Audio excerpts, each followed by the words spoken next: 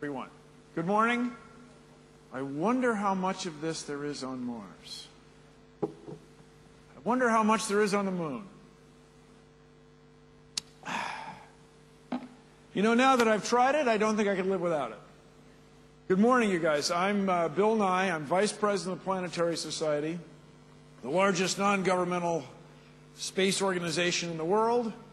And this morning we're going to talk about the moon and Mars and how we're all going to go there and change the world for us. So joining us, welcome, and joining us this morning is, you know, you hear people say this, the world's foremost authority.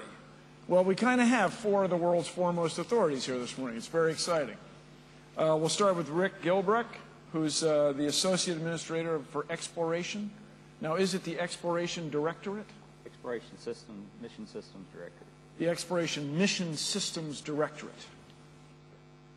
Because it allows us to add some more letters. That's good, yeah. And then we have Jim Kawaguchi. Yes. And you're the Director of Moon and Planetary Exploration for JAXA, right? Yes. So at JAXA, the moon and planetary exploration are combined. Combined. Yeah. Is it that way at NASA, Rick? Kinda? Yeah, kinda. Yeah.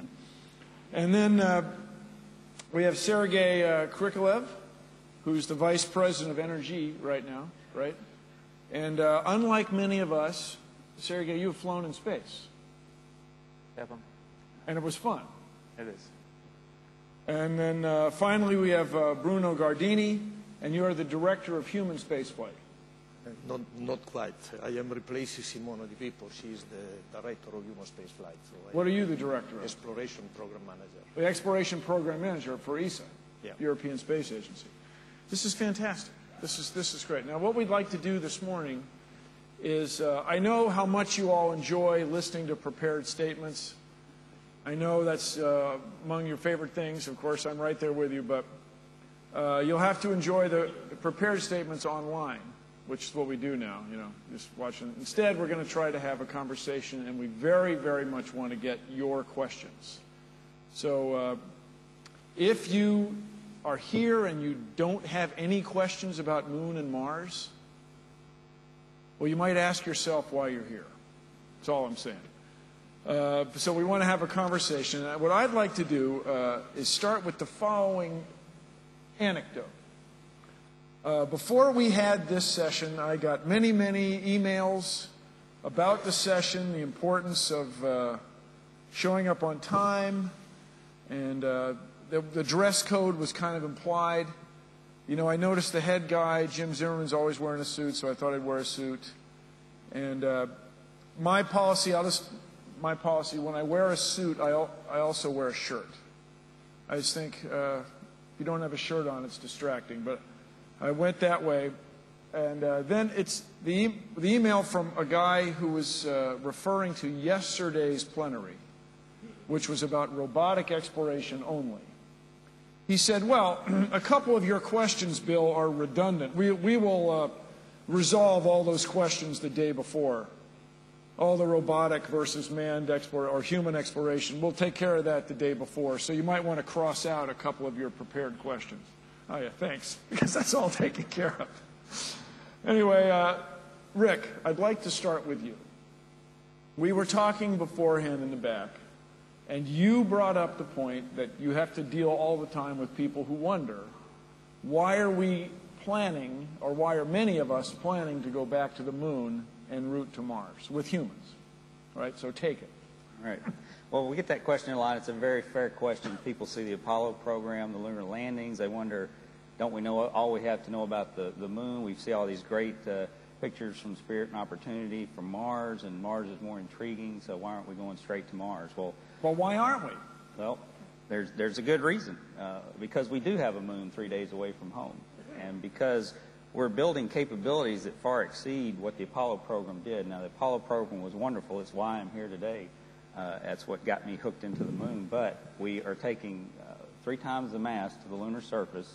We're taking 4 people down to the surface instead of 2 like they did in Apollo. And we're going to stay initially for 7 days as opposed to the 3-day sorties. And that will build up capability where we can eventually have a 6-month stay on the lunar surface. And that will really allow us to iron out a lot of the systems that we'll need to do the eventual missions to Mars. How long do you anticipate a mission to Mars? How long would they stay on the Martian surface? Well, there's several ways you can go to Mars. You can go in different ways where you have transit times that vary and lunar or the Martian stay times. The ones we're looking at currently, you have a 6-month journey there, which is very similar to a 6-month stay on an International Space Station, and then you have 18 months on the surface before the planets align, and then you have a 6-month journey home, so 30 months. Does everybody agree that it's 30 months to and from Mars, thereabouts? Okay. 30 months with the same 3 other people. Well, if you weren't crazy going in, you might be crazy coming out. But we have to try it. So with that said, how much is this going to affect the cost?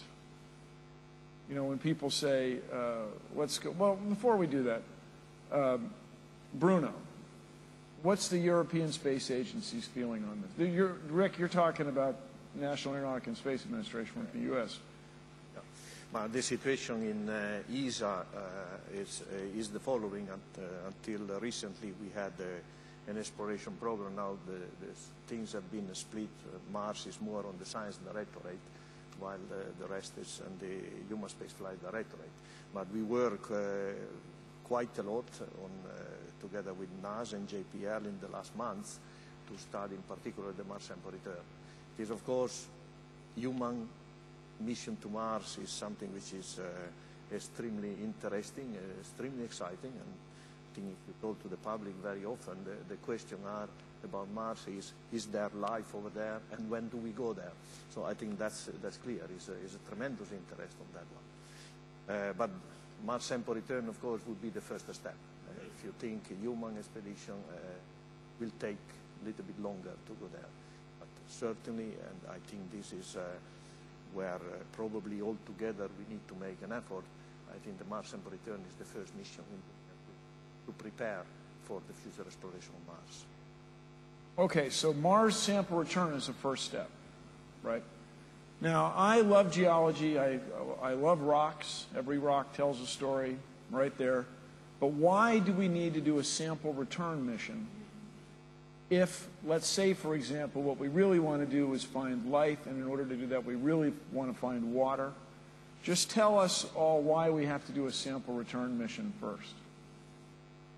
I think there are several reasons for that. I believe that bringing back a sample will allow a kind of analysis which are not yet or not possible with the simple laboratory on site. And you have capability on ground which are far more powerful and can deliver results which are actually not achievable otherwise. And it's not only in terms of geophysics property, chemistry, or so on, but if you think about exobiology, and if you want to have some traces of life, of the past life, these investigations are extremely difficult. And I think to have a sample in a laboratory here on Earth, I think it would bring a tremendous result which are just not achievable otherwise. From a technology point of view, of course, this mission is important. That is the first mission where you have a complete, in terms of architecture, you have the full element of a human mission. Before sending human, I think you will have to be able to go there and to bring back safely few rocks from the Mars surface, and probably you will have to do that several times before you can even think of going with the human exploration. I'm right there, but we just saw a presentation about Phoenix, right? And Sergei, they couldn't get the clump of soil into the oven. But if you had been there, Sergei, you'd get the clump of soil into the oven, right? You'd pick it up and put it in, and that would be that. You need a strong astronaut. Yeah, that's probably the reason why we sooner or later have to fly humans to more complicated missions and further, because as soon as we do something simple, it can be done by a robotic mission. But as soon as we are going to do something more advanced, then we cannot do it. And something simple. I mean, bear in mind they got a thermal evolved gas analyzer. They have atomic force microscope. We have some pretty sophisticated instruments. Yet the trouble or the loss of time has been in something. If a human were there, he or she could do easily. So that I always find that compelling. Jum, you've been nodding your head. How do you feel about this? Do you want to have a sample return before humans go? I agree.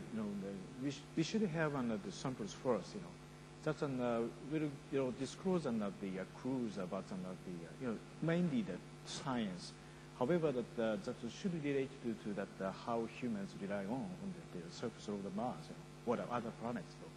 And Mars is located at probably the boundary, or the border of the humans can reach, make a round travel, from the Earth for time being. So the first in the front and the face of the let's say enhancing the humans' knowledge, that should be initiated by the robotic missions that will give us a lot of information. Now, do you feel that we need to go to the moon first? There might be He's sitting right here. Right. He's sitting right here. I think the moon is an immediate destination. We can go. From the astrodynamics point of view, there might be another discussion. However, that we have to convince the taxpayers and the governments. Where is this affordable, immediate destination. So that's I think the one reason that we fight for that. To maintain the public interest, you want to go to the moon first. Rick, do you feel that that's a justification to keep people interested? Well, and it's much more beyond that. I mean, we're building the capabilities that will allow us to send much more mass to Mars eventually. And you talk about these labs. I mean, we would like to bring samples back from Mars because you see the size of the labs. They're fit in a bread box. And you can bring those back to Earth, and you've got buildings full of labs that can give you much more precise data on that. So being able to enable an architecture that allows us to send more mass to Mars eventually will enable all kinds of science we can't even imagine. Okay, but what do you say to people who say, well, we can build that architecture without going to the moon? I say we could build it, but we can't test it the way we can by doing all this trials and analogs on the lunar surface. We're putting humans at risk here. So we have to weigh the risk of how mature our technologies versus how confident are we that we can send them on this 30-month journey with no help on site other than what they leave orbit with. And in my mind, that's the lunar experiment. Let me ask you this, as a human who has had roommates. So let's say we're going to send people to the moon for 30 months as a test. Are you going to make a deal with those astronauts, taikonauts, cosmonauts? You're going to make a deal with them that if they can hang out for 30 months on the moon, then they'll get in the queue, they'll be in line to go to Mars? Or are they, if I may, stuck with it? Do they get to get in line? Has anybody given that thought?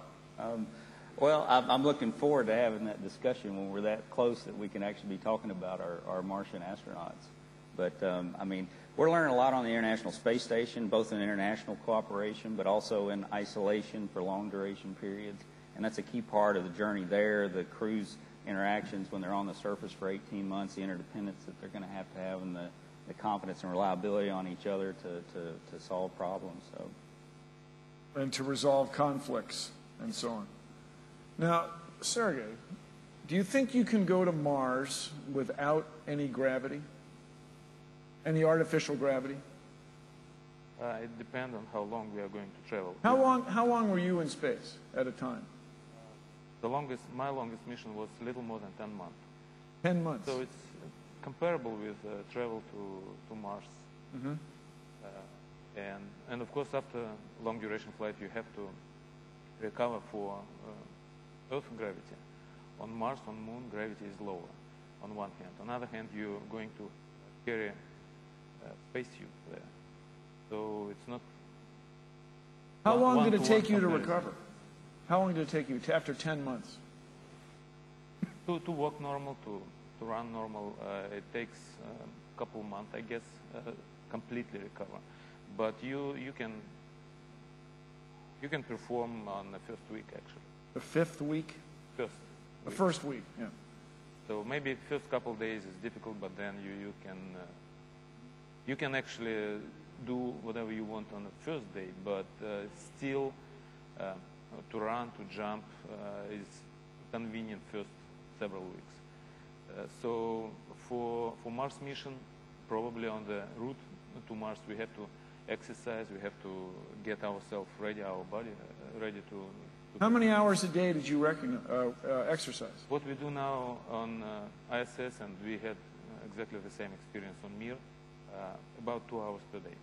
2 hours? Because I can imagine you get to Mars and you're so excited you jump out, you break your leg because your bones have atrophied. That would be a problem. Yeah. There's no emergency room on Mars, I mean, as far as I know. So I think what was said before that we have to prepare not only scientific program like returning samples, doing chemical analysis, but I think designing mission is another big challenge, and it's another big science. We exercise this kind of activity, building station together. We do joint experiments together. So even talking about moon, I think, then again, we have to answer another question. What do we want to achieve? If we want just return back samples of soil, maybe it should be done by a robotic mission, and for this purpose, we don't need to go to moon. But if we are going to build infrastructure to go beyond Earth orbit, beyond our area, then we have to do gradual steps. So here, what I'm hearing implicit in there is that you think we need international cooperation to do this. It's going to be international one way or another. Because right now even technology is a little different in different countries. Different countries have different advantages and capabilities. So for challenging missions like planetary missions, we will need to take the best we have on Earth. Bruno, do you have an opinion on that? Well, I can only concur to what has been said. I think a mission like a human mission to Mars is a global enterprise, and I think it would not be correct even that one or two agencies alone, they would make it. The effort which is required, both technology and financial and so on, is such that it has to be a global enterprise to go to Mars. I think there is no. Jim, you're nodding. Yeah.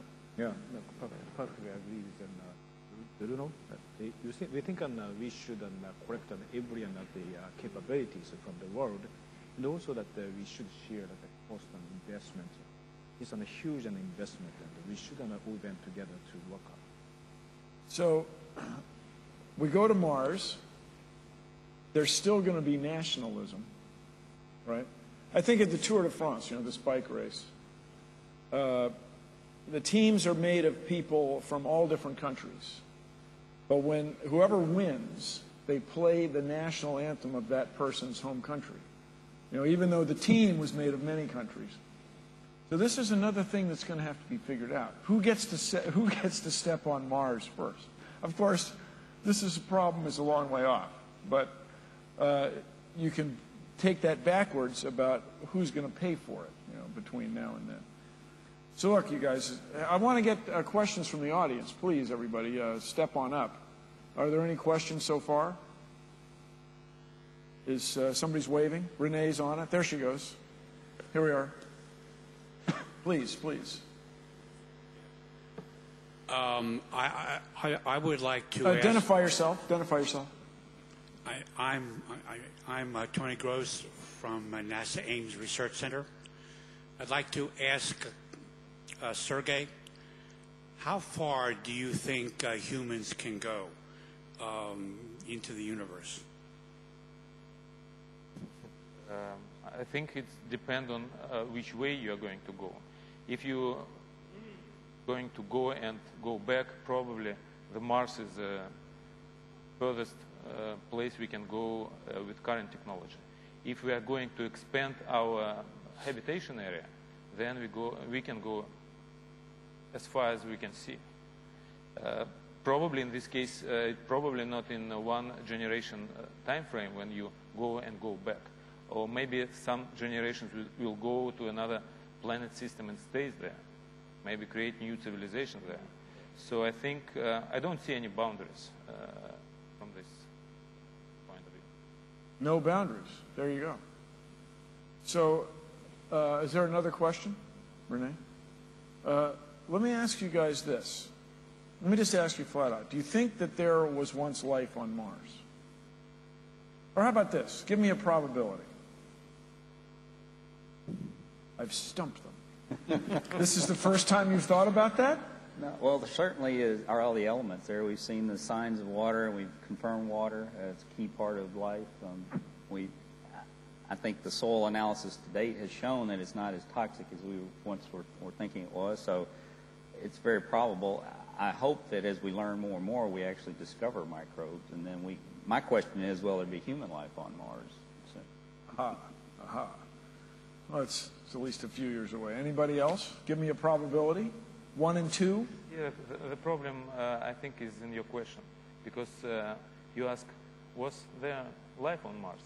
And I think life can be spread simultaneously in many places, and maybe some seeds of life existed on Mars, existed on Earth. On Earth, it developed. On Mars, maybe not as fast, but it doesn't mean that life, human-like life, existed and then extinct. No. I'm looking for microbes, Marscrobes. I think microbes spread through universe, and just some microbes survive. Some of them stays in the form they are. Some of them evolve to something else. So I think there is some signature of life there. And from my point of view, probability is more than 50%. More than 50%. Now, where would you go to look for it on Mars? Are you familiar enough with Mars to pick a place? Probably closer to the place where you have bigger spread of changing of conditions, and that's probably places close to pole. You have winter and summer when you have probably you may have some water or different chemicals in different conditions in different places. So I think probability of life to survive there is high. Some place where the weather exercises the planet a little bit. Here we go. We have a question. Yeah, I'm Bernard Frank from Europe. I have a question actually. It was relevant to that. How far do we need to go robotically to be sure whether there is life or not in some places on Mars before we bring all this human and biosphere that is going completely to change the biota on Mars? So, talking about forward contamination. Well, so yeah, we'll find what we bring there. So how sure must we be that there is no life at all, so that we know, okay, eventually that there are places that we could go? Or when we identify microbial life, should we go there? Bruno. First of all, I would say that concerning forward or backward contamination, I think we have to be extremely careful. And the first thing is to avoid that. I don't think we can take any risk in that area. Concerning the presence of life and the probability of detection, that is a difficult question. I think is the condition in the past, I believe, favorable for that. I think the chance to find traces of primitive life are there. How many times we have to go, I think this is probably a question more for the scientists. Once is probably not sufficient, or the other way around. I mean, if we find the first one, then at least we have a certainty and we can plan on that and we can build the future on that one. But I think the question is that we have to do a reasonable number of samples. Still, planetary protection is the paramount importance for that. So they are, I would say, I would not put them strictly in sequence.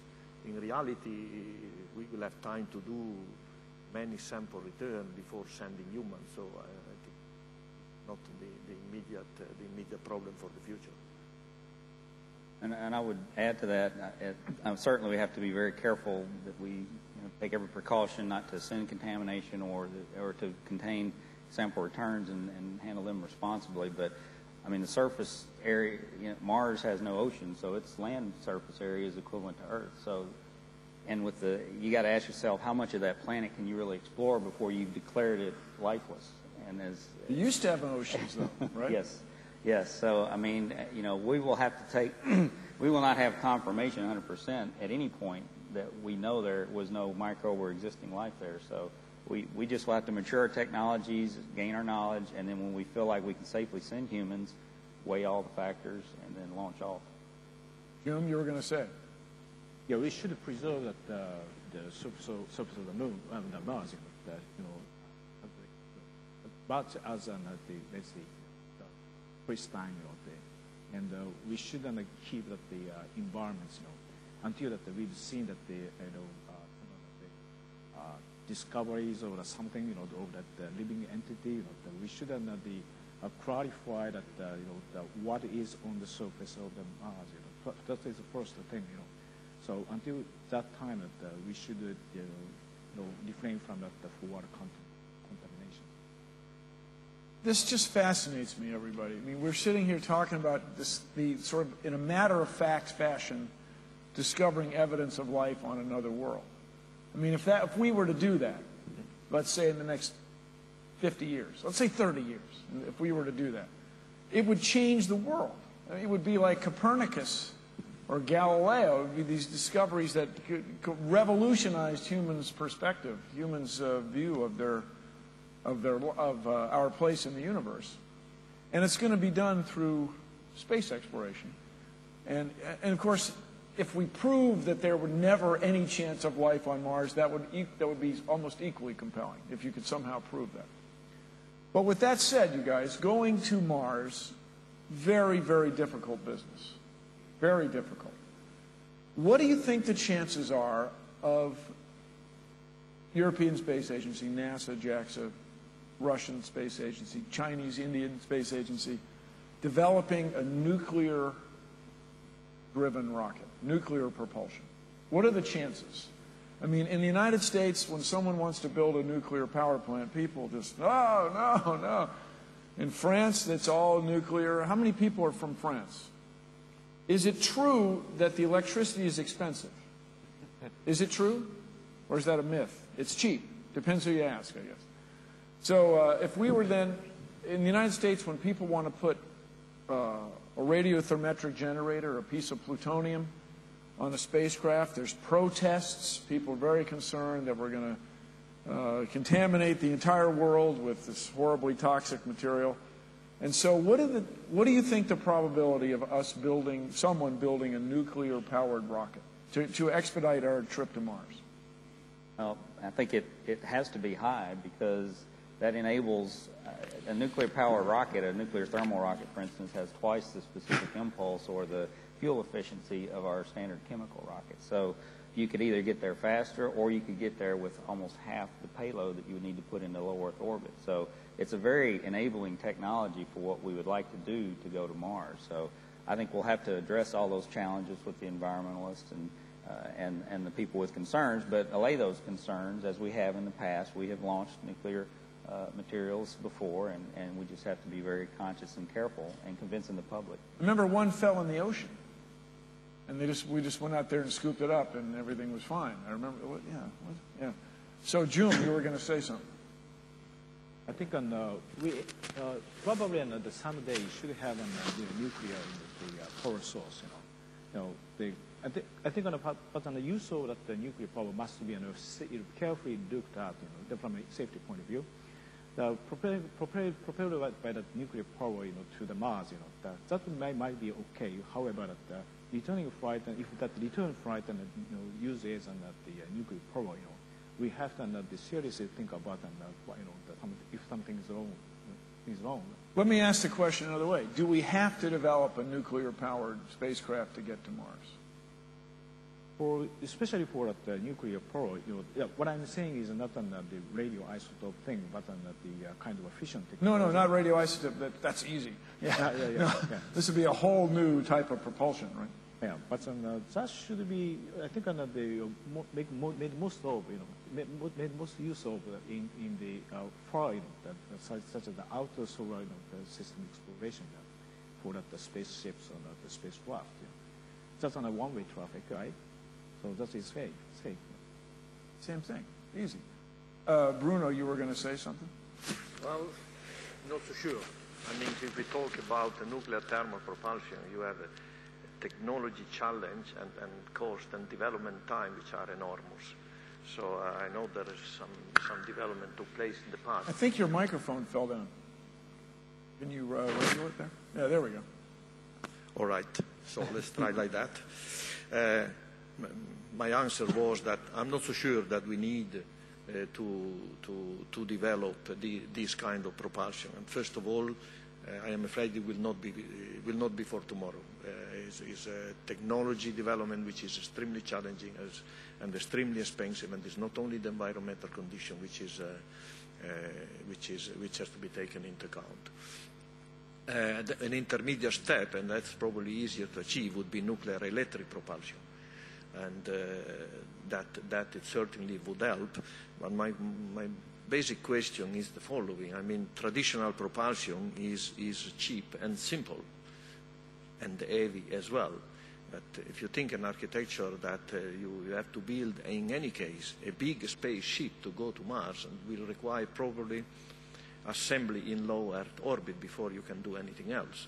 So a little bit bigger or a little bit smaller, I'm not so sure that compared to the technology challenge of nuclear propulsion, that is something which is really the decisive factor. You have to be in low Earth orbit and do assembly up there anyway, is what you're saying, so. Maybe, let me throw this out. Maybe the future will determine it. That is to say, as robotic Mars exploration continues, it seems not unlikely to me that we will stumble on a place that seems really, really interesting.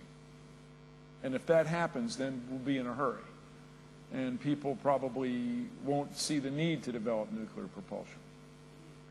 On the other hand, if no place interesting is found, then, or no place, let's say, no place that just makes your jaw drop, then maybe there'll be this slow development of nuclear power rockets so we can go to other more distant planets.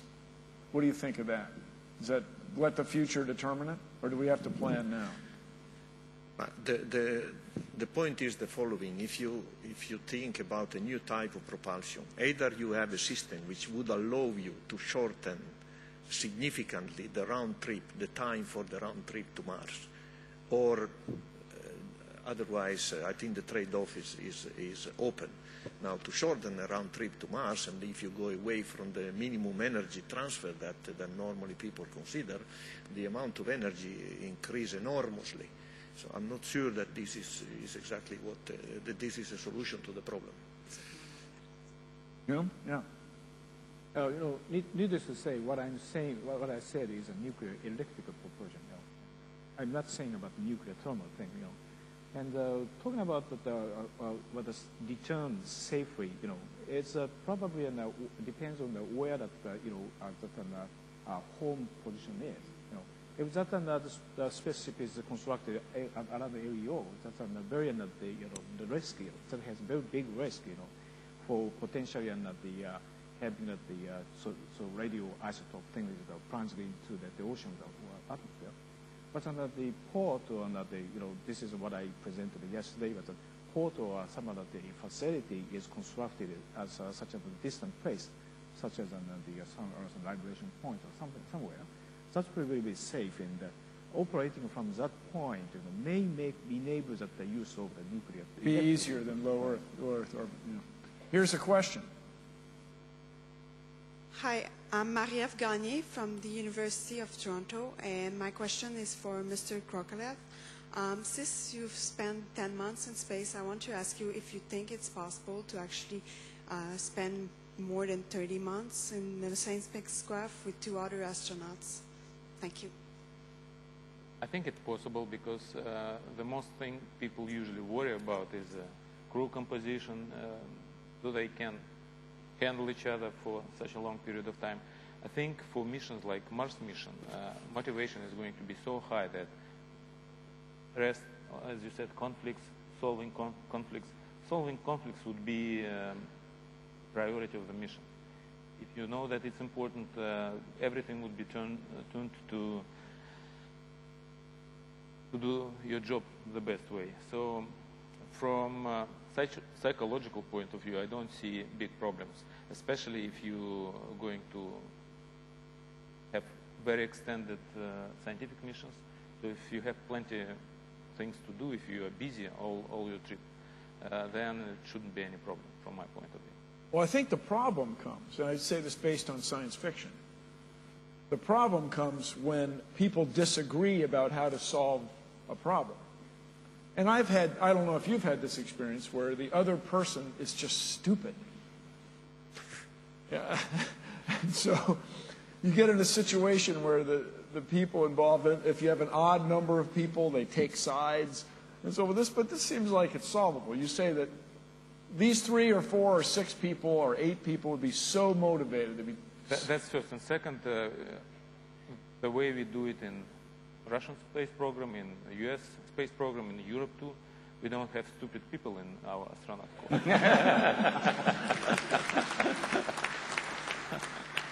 Here's another the question. selection process is going to be important, of course. And maybe I was just lucky to fly with very good partners, but I never felt urge to go back home from one of my missions sooner because it's difficult for me to stay with this partner.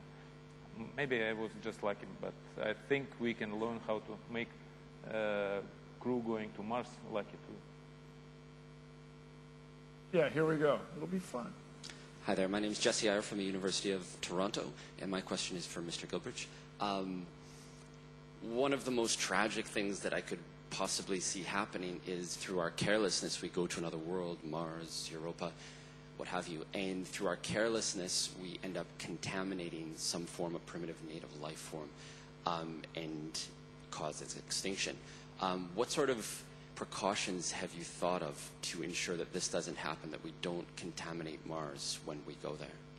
Well, I mean, a lot of those precautions have already been thought of and applied. We've sent a lot of hardware to Mars already on the surface. You just saw the Phoenix lander and the Mars, the Spirit and Opportunity rovers have been there, and Pathfinder before it. So we take every precaution, working with our biology community to figure out how we best sanitize everything that we're sending to Mars so that we minimize absolutely the risk of introducing a contamination, which could potentially have a devastating effect on some life form there. So one of the problems when we first fired up the oven, that's sort of almost literally, first heated the oven in Phoenix was, were we seeing true chlorine, or was it a result of the cleaning compound, right? That was native, or whatever expression. Sorry. And so they go to extraordinary lengths to keep them clean. But the problem is generally it's before you land, right? What level of cleanliness do you need to maintain for the spacecraft that are intermediate? But these should be a solvable problem. And as you say, you reach a level of confidence, and then you take a chance. I remember in the moon deal, two things. Everybody thought it was so sterile, they didn't stay zipped up in their biological isolation garments, the big suits. And then the other thing was people thought that they had found microbes that had survived for 2 years on the Surveyor spacecraft. But then they realized they were back contaminated. The actual contamination came from the Earth the second time. Yeah. So here's another question. Hello, good morning. My name is David Parker. I work for the British National Space Centre, but I also have a responsibility as chair of the International Mars Exploration Working Group, which is the club of space agencies working on Mars exploration. All of that is to say that I'm a Martian and I'm enthusiastic about it. But I have 2 questions for the panel, and they're bureaucrats' questions. A reasonable guess, the cost of a Mars sample return mission is somewhere between $5 and $10 billion. a reasonable guess for a cost of a human mission to Mars is between $500 and $1 trillion. So first question, which is more useful, one human mission to Mars or 100 robotic Mars sample return missions? Second question, if you add up all of the civil space budgets in the world today, it's about $25 billion a year. So on that basis, it will take 20 years of all of the civil space budgets of the year to do one human mission to Mars. And that would mean abandoning all of the exploration of all the other planets, all the astronomy missions, all of the Earth science missions, everything else that's going on in civil space. So is that the right thing to do, to spend 20 years doing a human mission? Thanks. That is an outstanding question. That is the essence of this discussion. Gentlemen? Bruno? I must say, bureaucrats, sometimes they have very interesting questions. Okay, David, certainly this is one of the key questions concerning human exploration and human mission to Mars. I would say, okay, that's still far into the future. I would say let's concentrate on the first step. Let's do Mars sample return once, maybe twice or more, and then we will see how the things develop. In the meantime, we can develop also technology and help to reduce the cost. But indeed, if you look at the near future, Mars sample return is the first things to address. No? Yeah, this is a matter of how that the investment is balanced with the outcome or return.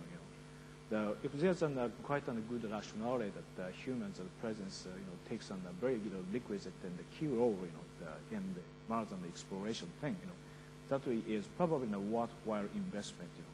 But for the time being, this I think the someday the humans will go get out of the Earth's gravity sphere, and someday that humans will go to the destination in the hundreds of years, or thousands of years. There's no doubt about that. However, for the time being, we shouldn't concentrate to the robotic the mission first. That is also but I think the most of the people can agree. And this is a question of the matter of the balance between the investment and what kind of return we can have. If the human's role is a key and essential, in that case, that is the worthwhile investment. Sorry? I think we have to ask ourselves the question what we are going to do. As I said, if we are going to just return samples from Mars, it doesn't make any sense to send people there. Just to solve this problem, how to take soil from scoop, it can be done robotically, and it's proven it was done. But again, if we are going to extend our living space, there is no way to do it pure robotically. So we have to go there to live there. So I agree with you. If you start to calculate costs, cost of one simple task is cheaper for robotic missions. But as I said, if you are going to have more complex mission, if you are going to create habitable space there, then there is no way except going of human. Well, and I get a lot of bureaucratic questions as well as technical ones, and they're fair too, because taxpayers deserve to know why we're spending the money the way that we are.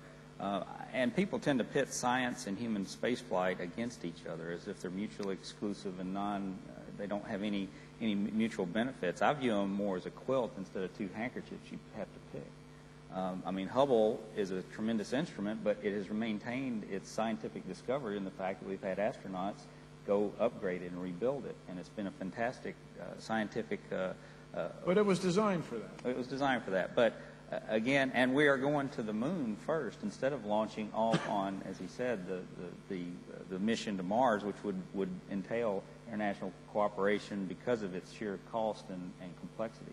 So we may learn things on the moon that say we're not ready to go to Mars for another 20 years because we learned something that is a really tough Is it possible problem. we'll go, well, this is easy, let's go right now?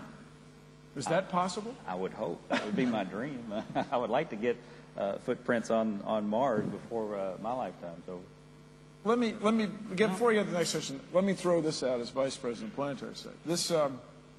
This idea that human spaceflight is roughly 100 times more expensive than robotic spaceflight.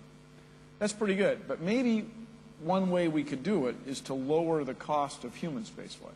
Maybe there's opportunities that we haven't exploited in making it just easier and safer for humans to run around in space. It could be that this perception that humans do this and robots do this is frankly left over from the Cold War, where the race, just as an outsider, I mean, I'm, of course, was born in the U.S., so my perception isn't going to be pure.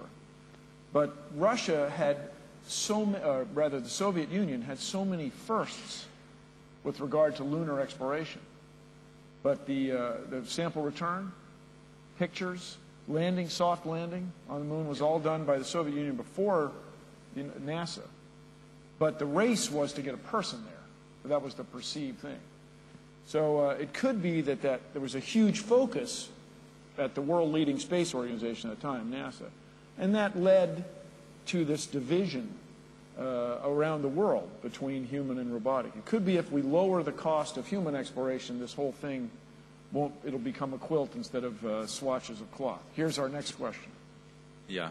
Norbert Fischer of Austrian Space Forum. I do have a question. Once we finally start the human exploration of Mars, how big do you see the risk that we stumble into an Apollo scenario? So we go there, plant the flag, do 6 missions, and then we abandon entirely. And what would you do to mitigate this threat?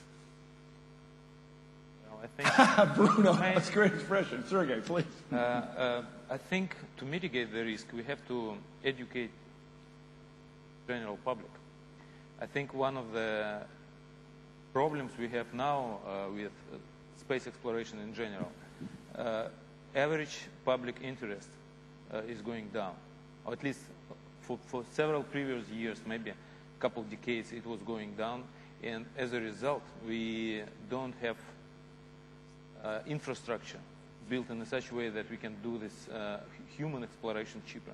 I would like to return maybe a little bit back to previous question about cost of the missions. Again, if you compare complex human type exploration with a simple robotic mission, of course, a robotic mission is cheaper. But if you, for example, I think Hubble is a good example. If you would try to build an instrument, automated instrument, that do what Hubble did without any human intervention, then you will have to build it, I don't know, several times heavier. You will have to have all spares on board. Probably the spares would fail anyway. So you will have instruments that perform the same function what Hubble did is going to be much more expensive. You have to be self-repairing. Yeah. Have to detect the failure and repair it. Yeah. So there is no easy way to compare things. And again, if you return back to how people start flying airplanes, what was efficiency of first Wright brothers flight? What was cost relative to return? Who knows? But if they didn't do this more than 100 years ago, we probably will still stay on the ground. If we would try to do it completely robotic mission, it probably will slow down the development of aviation for decades. So I think it should be a reasonable balance of manned and unmanned activity. And I agree with you that infrastructure, or building reasonable infrastructure, would reduce cost of the mission significantly. Jim? I think on here question that, well, it's a question, not a question, but a kind of like comments, we have not enough on a mature technology, for the humans Mars flight. I think that is true, and we should pursue that technology development, through that the repetition of the robotic missions first, to enhance our the credibility. That's another solution, and it's a gradual step. It's not a quick, immediate, and quick start for the humans, the robot humans Mars mission. So, It's part of the process to have robots. Yeah. But if I may comment, please, yes, Bruno. If I may comment on that, and both on this aspect of having one at a time mission, and also on the global cost, on the total cost, which is obviously extremely high. I would like to see maybe the positive aspect of that. A mission like a human mission to Mars, it has to be a global enterprise. It cannot be afforded by few people. And I think it should really be planet Earth going to Mars. And then I think it may become affordable. And the positive side of that, it will force many people to cooperate, which I think is not a bad thing. One other element, I think, as far as whether we go there and put flags and footprints and then the program goes away like Apollo, I mean, that was really a race, and it was designed to get there as quickly as we could with the technology we had. That's why we're looking more as the established outpost, like instead of racing to the South Pole, we're trying to put that research facility there for the long haul. And I think if you take that approach with the moon, and that's your outpost, that's your approach going into Mars, you stand to survive that kind of political unrest. Longer term thinking, right. Here, one more question. Next question, Madam. Yeah, thank you. My name is Friedhelm Klaasen from the German Space Agency. I would like to revisit David Parker's question in a different way.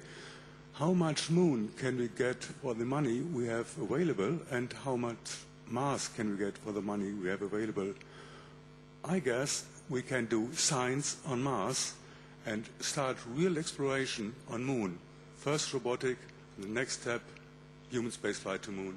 That must be a sequence depending on the available money, because we are not allowed to print money. We should be realistic. So let me ask you, before you sit down, do you have a fraction or a percentage that you'd recommend? Moon, Mars, 10%, 30%, 50%? No, I don't have that percentage. But we should concentrate for scientific aspects, of course, for Mars, like we are concentrating on other bodies.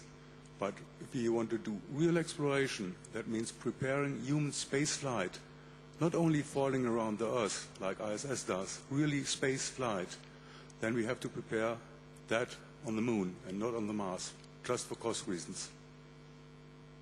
So that's, how do you guys, June? First of all, we should not sacrifice any scientific return on robotic missions. That's the first and the important thing. And I think each nation, each agency should have some its own policy, and they wants to retain that autonomy. And even that the scientific mission is a kind of the policy, of the agency and the governments, to prosperous and to have a prosperous future for that agency or a nation, country. And having that the humans right is probably and cost pretty much 100 times as much as money as the robotic missions. That's it's a kind of an incentive on to that I have that the science and technology they deployed and developed and so much. It's a kind of also a policy. If that the one single man's human mission extracts hundreds of the scientific outcome or technology developments, that's the leads to the prosperous future of that nation. So that the balance is still that the matter of the balance between the investment and the outcome. So we should carefully look at how much cost we should invest.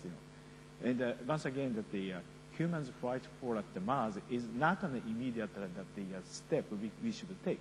We should wait for some much more detailed discussion, and also we should look at how that the technology is mature for that purpose. You want a more detailed discussion? I thought the five of us were going to solve this problem this morning. Wow, who knew? Rick, did you have something to say? We have one more question. I was just going to say that each agency, of course, we have our own budget limitations that we have to balance our own priorities, but part of cooperation is that we can look at how we complement those budgets to gain maximum scientific return, and also strategize on how we can advance the human spaceflight exploration to the most extent. We have a presidential mandate that we go to the moon by 2020, so we are on that path, but we're trying to engage the international community so we can strike that balance and maximize the return and not have one at the sacrifice of the other.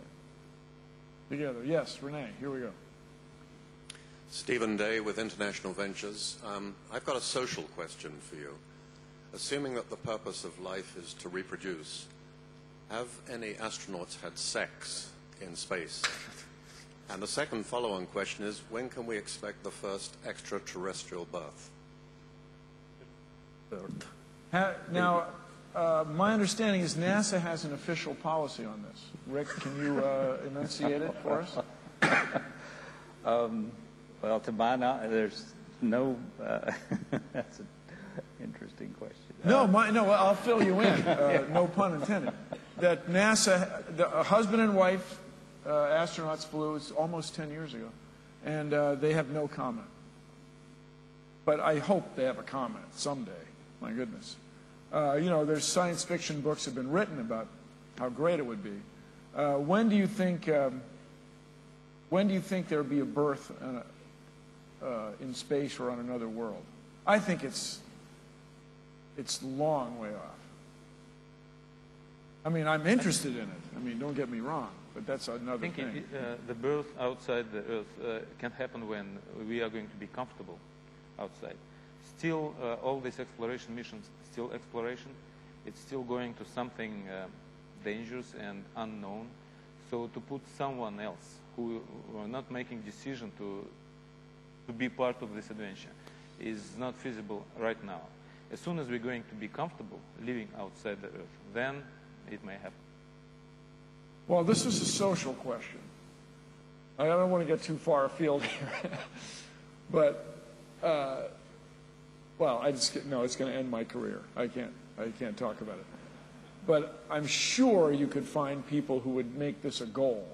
This would be something on the checklist, on the cuff of the gauntlet. One more thing to get done. I'm sure you could find volunteers for that mission. Whether that's significant or valuable is a whole nother. So is there, one last question? Is this what we're going to do? Hold on, Bernard. One last. I guess we have time for a couple more. Let's have this one and one more.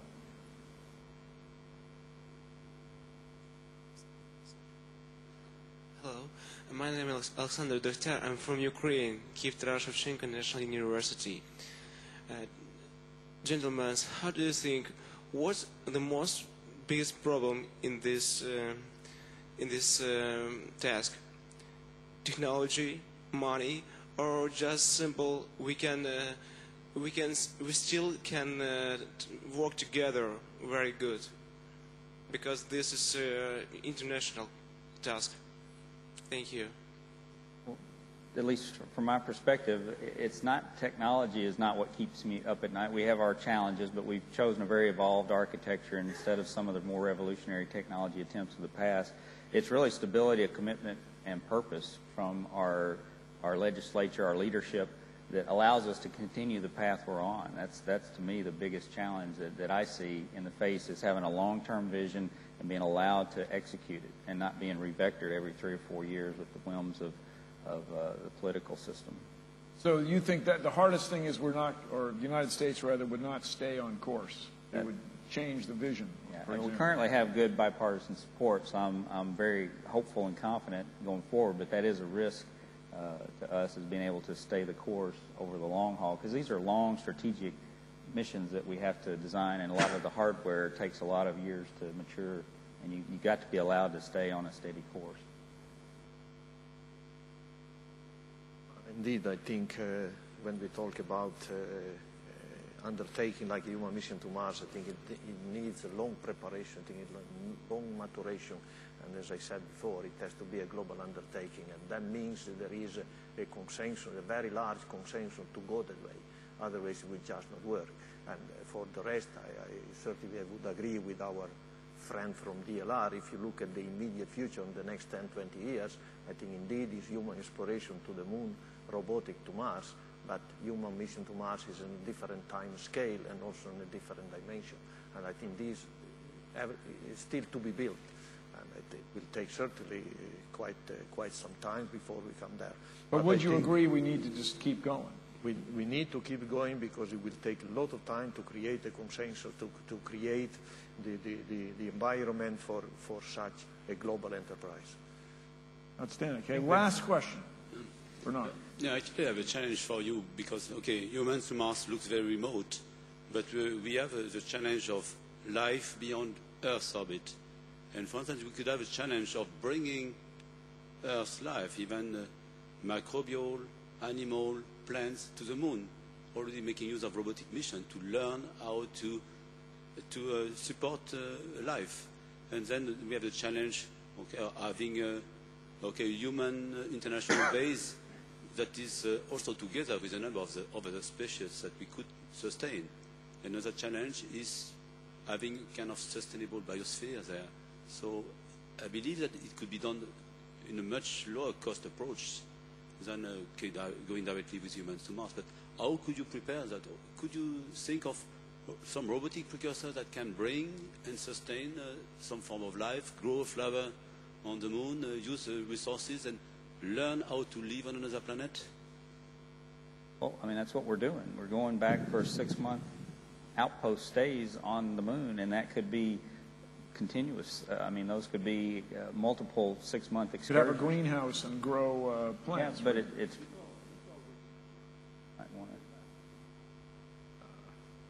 Are we all in? I think to use robots to understand how to live is a strange statement. To learn how to live, we have to live there sooner or later. So. To learn how to live there, we have to go live there. That's fantastic. Well, thank you all very much. Thanks for sticking around. I hope that this Congress has affected all of us, giving us a lot to think about with regard to humans' plans in other worlds. And I'd like to thank everyone on the panel for taking time this morning with your really 3 or 4 times I had a whole new insight. I hope all of you had a few insights today. And let us go forward and, dare I say it, change the world. Thank you all very much. Good morning.